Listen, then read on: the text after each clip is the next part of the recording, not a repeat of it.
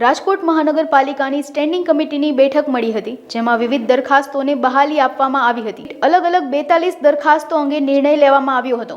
56 કરોડ 61 લાખના વિકાસના કામોને બહાલી આપવામાં આવી છે. અલગ અલગ 16 સ્મશાનની ગ્રાન્ટમાં વધારો માંગ્યો હતો.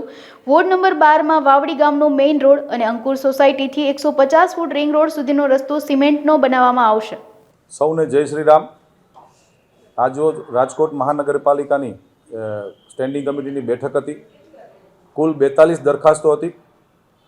અલગ અલગ વોર્ડના અલગ અલગ વિકાસના કામો, ડ્રેનેજના, પેવિંગ બ્લોકના, ડીઆઈ પાઇપલાઇનના, પછી રોશનીના, રોડના, મેટલિંગના, સિમેન્ટ રોડના અને રાજકોટના જેટલા સ્મશાન ગૃહો છે, સ્મશાન ગૃહોને અલગ અલગ સ્મશાન ગૃહોને એની જે ગ્રાન્ટ રાજકોટ મહાનગરપાલિકા આપતી હોય એ ગ્રાન્ટના કુલ મિલાવીને 42 દરખાસ્તો હતી.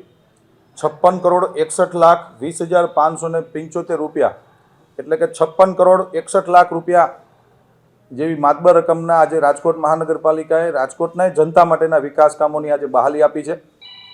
એક 4 નંબરની દરખાસ્ત જે ગત સ્ટેન્ડિંગ કમિટીમાં અમે લોકોએ પેન્ડિંગ રાખી હતી, હિન્દુસ્તાન પેટ્રોલિયમ કોર્પોરેશન લિમિટેડને રાજકોટ મહાનગરપાલિકા દ્વારા 60,000 રૂપિયાની મૂળ અપસેટ કિંમતે જે જમીન ફાળવણીની જે દરખાસ્ત હતી એ આજે રાજકોટ મહાનગરપાલિકાની સ્ટેન્ડિંગ કમિટીએ નામંજૂર કરી. નામંજૂર કરવાના કારણો, આની એક કમિટી છે, એ 2001ની અંદર આ કમિટી બેઠી હતી અને ત્યારે એ કમિટીએ નક્કી કર્યું હતું કે આ પ્લોટ હિન્દુસ્તાન પેટ્રોલિયમ કોર્પોરેશન લિમિટેડને આ પ્લોટ આપવો.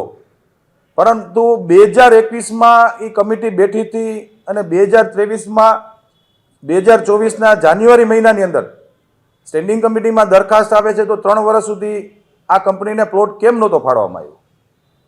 વિસંગતતા દેખાતી હતી. એટલે સ્ટેન્ડિંગ કમિટીના સભ્યો અને ભારતીય જનતા પાર્ટીના તમામ કોર્પોરેટરશ્રીઓની યારે સંકલન કરીને આ દરખાસ્ત આપણે નામંજૂર કરીએ છીએ. 60,000 રૂપિયાનો ભાવ રાજકોટ મહાનગરપાલિકાની સ્ટેન્ડિંગ કમિટીને મંજૂર નથી. પ્રજાનો પૈસો છે એટલે પ્રજાનો પૈસો પૂરેપૂરો મળવો જોઈએ, મહાનગરપાલિકામાં જમા થવો જોઈએ.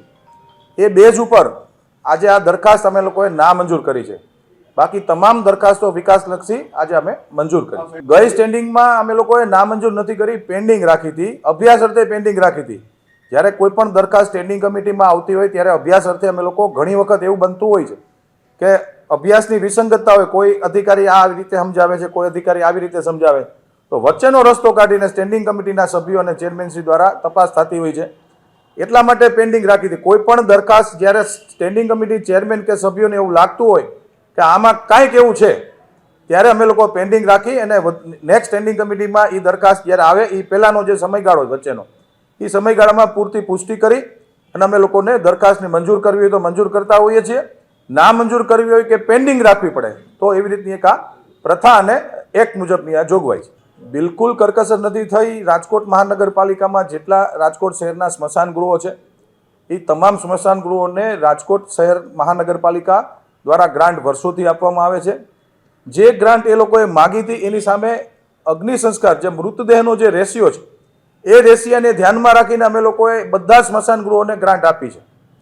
સવાલ હવે એટલા પૂરતો છે કે જે સ્મશાન ગૃહની અંદર મહિનામાં 5 અગ્નિદાહ દેવાતા હોય તો એ જો એમ કે અમને 30,000ના 60,000 કરી દો તો એ વાયબલ નહોતું થતું. માટે અમુક સ્મશાન ગૃહને અમે લોકોએ ઓછી ગ્રાન્ટ આપી, કારણ કે એમનો રેશિયો એવો છે, ત્યાંનો રેશિયો મૃતદેહોનો અગ્નિ સંસ્કાર નથી થતા, માટે અમે ઓછી આપી. બાકી જે મુખ્ય સ્મશાનો છે જ્યાં ફ્લો વધારે છે એને કીધું એટલી જ અમે ગ્રાન્ટ આપી છે.